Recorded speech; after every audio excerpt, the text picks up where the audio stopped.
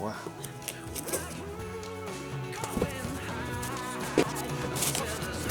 I'm quite excited about this one. This is the Woodford Charlton.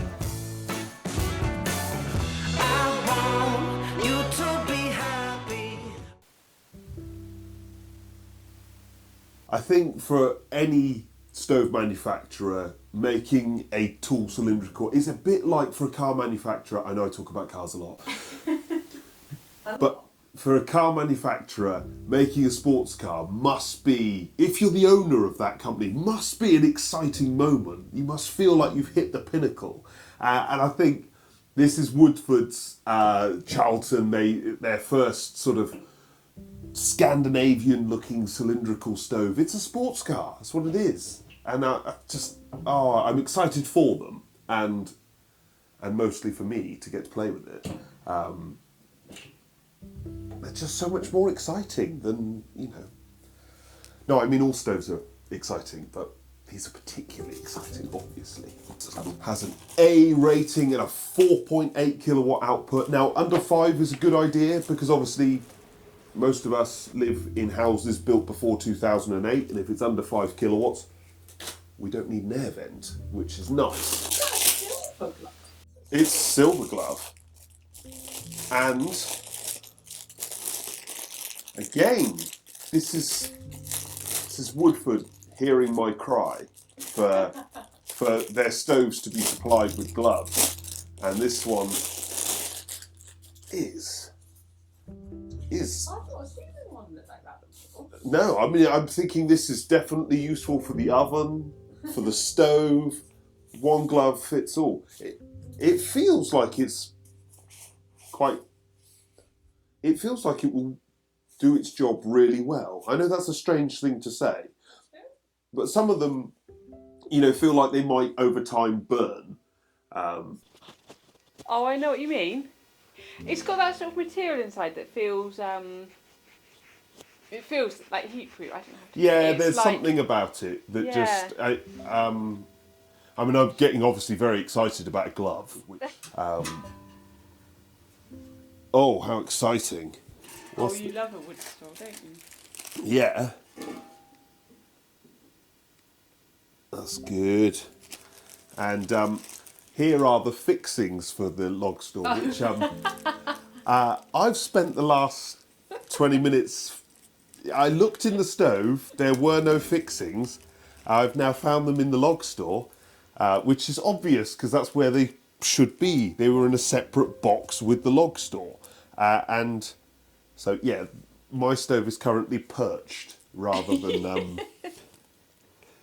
well, no, it was going to be a mark against the stove, but now it isn't. It's definitely a mark against me. Such incompetence. Oh, dear. I will bolt that on after this video, because I think it would be very unexciting to do it now. How does the handle feel? Well, I like the handle. So it's got a, I don't know whether you can see that. It's got a sort of double hook.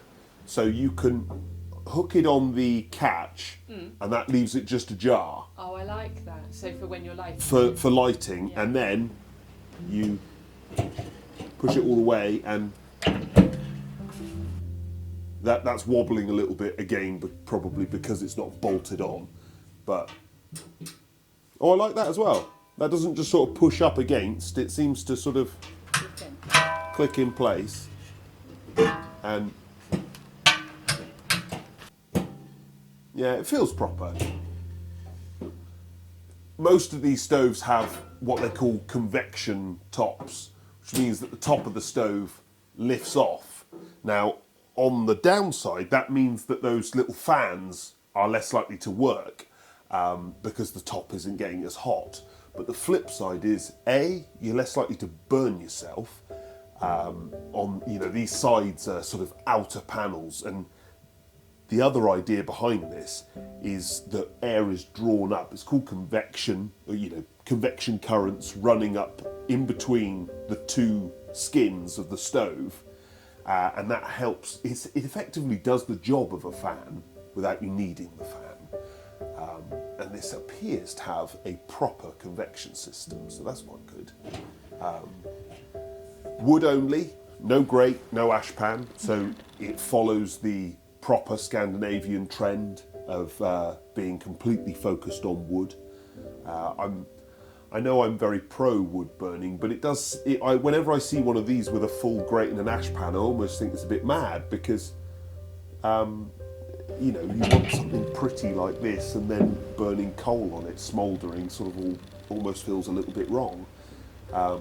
You want a big flame, but it's like a focal point, isn't it? Yeah, it is. I get that for a lot of people it is useful to have a grate and an ash pan because dealing with ash. But this one's fully focused on wood, so I'm expecting it to be quite good in terms of fuel economy as well as a pretty look. Got a single air control, left to right, and I wonder.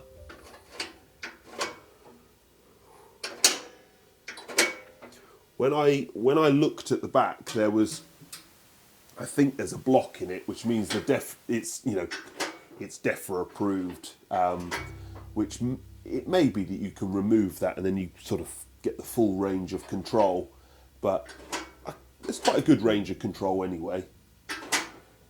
Light it up, see what it does, spend a few hours staring at it and fanning around with controls and being... You're such a stove-like nerd. Yeah, I know, it's insufferable, isn't it? I apologise. But thank you very much for watching. After I have properly nerded out for several hours, and then